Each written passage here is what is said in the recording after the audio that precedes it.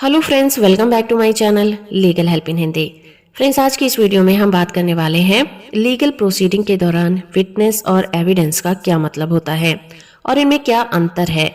Law student के लिए या फिर जो लोग लीगल सिस्टम में इन्वॉल्व हैं उन्हें इसके बारे में और दोनों के डिफरेंस के बारे में जरूर पता होना चाहिए। हम समझेंगे इनकी डेफिनेशन, इनका पर्पस ऑफ यूज क्या होता है, लीगल प्रोसीडिंग में इनकी क्या अहमियत है और एग्जाम्पल की हेल्प से हम इनको और डिटेल में जानेंगे। तो वीडियो से जुड़े रहिए। सबसे पहले बात करते हैं डेफिनेशन की। समझते हैं एविडेंस यानी कि सबूत। किसी भी कोर्ट केस के दौरान एक पार्टी के द्वारा अपने केस को मजबूत करने के लिए जो भी मटेरियल कोर्ट में पेश किया जाता है उसे हम एविडेंस कहते हैं। एविडेंस कोई डॉक्यूमेंट हो सकता है, कोई वस्तु हो सकती है। एविडेंस गवाहों के द्वारा दिए गए बयान भी हो सकते हैं, जो कि कोई टेस्टिमोनियल भी हो सकता है। एविडेंस को कोर्ट में लाने का पर्पस केस में लगाए गए एलिगेशन को प्रूव करना या फिर डिसप्रूव करना होता है, ताकि केस के डिसीजन तक पहुंचने में आसानी हो सके। फॉर एग्जाम्पल, किसी क्रिमिनल केस में अगर प्रोसिक्यूशन डीएनए रिपोर्ट पेश करता है या फिर फिजिकल एविडेंस पेश करता है, जैसे कि कोई वेपन हो जो कि क्राइम के दौरान यूज किया गया था, जिससे प्रूव करने में आसानी हो जाती है कि डिफेंडेंट ने वो क्राइम किया था। तो ये तो हुआ एविडेंस। अब समझते हैं विटनेस। विटनेस जिसे हम गवाह कहते हैं।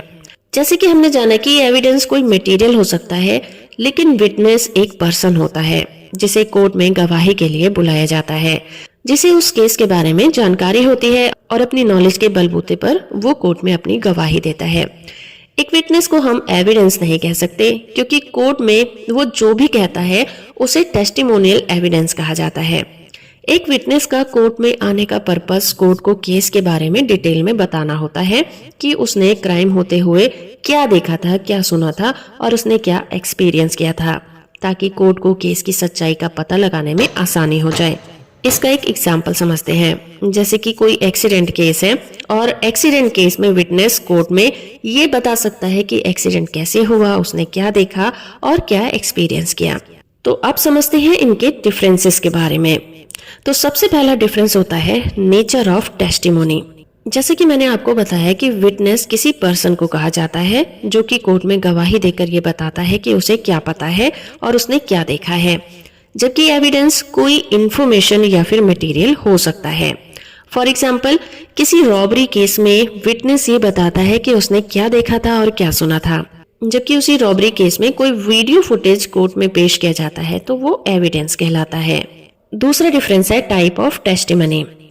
विटनेस जब कोर्ट में गवाही देता है तो उसे टेस्टिमोनियल एविडेंस कहा जाता है, क्योंकि उसने वो एक ओथ के साथ रिटन में कोर्ट में दिया होता है और कोर्ट को विश्वास दिलाया होता है कि वो जो भी कह रहा है वो बिल्कुल सच है। जबकि एविडेंस में बहुत सारे फिजिकल डॉक्यूमेंट हो सकते हैं और कोई एक्सपर्ट की राय भी हो सकती है। फॉर एग्जाम्पल, जैसे कि किसी केस में फिंगरप्रिंट मिलना एविडेंस होगा, जबकि किसी डॉक्टर की रिपोर्ट पेश होना टेस्टिमोनियल विटनेस होगा, क्योंकि डॉक्टर का ये कहना कि डेथ कैसे हुई वो एक एक्सपर्ट ओपिनियन है, तो इसे हम टेस्टिमोनियल एविडेंस कहते हैं। तीसरा डिफरेंस है इवैल्यूएशन। चाहे वो विटनेस हो या फिर एविडेंस, दोनों को अपोजिट पार्टी के द्वारा चैलेंज किया जा सकता है। फॉर एग्जाम्पल, जब विटनेस कोर्ट में गवाही देता है तो डिफेंस उसे क्रॉस एग्जामिन कर सकता है और उसकी गवाही को चैलेंज कर सकता है। इसके अलावा जब फिजिकल एविडेंस कोर्ट में पेश किए जाते हैं तो उसे भी एक्सपर्ट की राय के लिए चैलेंज किया जा सकता है और एक्सपर्ट ओपिनियन ली जा सकती है कि वो एविडेंस सही है या फिर गलत है। चौथा डिफरेंस है बर्डन ऑफ प्रूफ। किसी भी केस की लीगल प्रोसीडिंग में बर्डन ऑफ प्रूफ दावा या फिर क्लेम करने वाली पार्टी पर होता है, चाहे वो विटनेस के जरिए करे या फिर एविडेंस के जरिए करे। जबकि एविडेंस को फैक्ट्स को प्रूफ करने के लिए पेश किया जाता है और विटनेस क्लेम को प्रूफ करने के लिए एडिशनल सपोर्ट का काम करता है।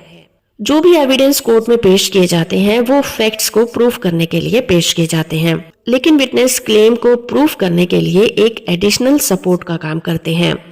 जैसे कि किसी मारपीट के केस में विटनेस का पेश होना और ये बताना कि उस वक्त क्या हुआ था, और एविडेंस के तौर पर उसी लड़ाई की वीडियो रिकॉर्डिंग या फिर ऑडियो रिकॉर्डिंग को कोर्ट में पेश करना कि इसमें कितनी सच्चाई है। पांचवा डिफरेंस है क्वांटिटी। किसी भी केस में कितने भी विटनेस या फिर एविडेंस होंगे इसकी कोई भी बाउंडेशन नहीं होती है, जबकि किसी केस में एक विटनेस या एविडेंस भी हो सकता है।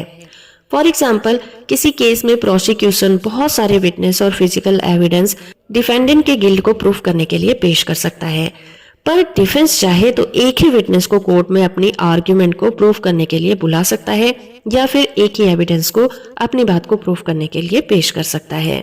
छठा डिफरेंस है मेथड ऑफ प्रेजेंटेशन। एविडेंस को कोर्ट में कई तरीके से पेश किया जा सकता है, जैसे कि एक्सपर्ट ओपिनियन, रिलेटेड डॉक्यूमेंट के द्वारा, जबकि विटनेस को फिजिकली तौर पर खुद कोर्ट में पेश होना होता है और विटनेस को क्रॉस एग्जामिन भी किया जा सकता है। फॉर एग्जाम्पल, जैसे कि किसी क्राइम सीन की वीडियो रिकॉर्डिंग कोर्ट को दिखाना, ये एविडेंस हो गया, और उस वीडियो की ऑथेंटिसिटी को प्रूफ करने के लिए एक्सपर्ट को कोर्ट में गवाही के लिए बुला लेना।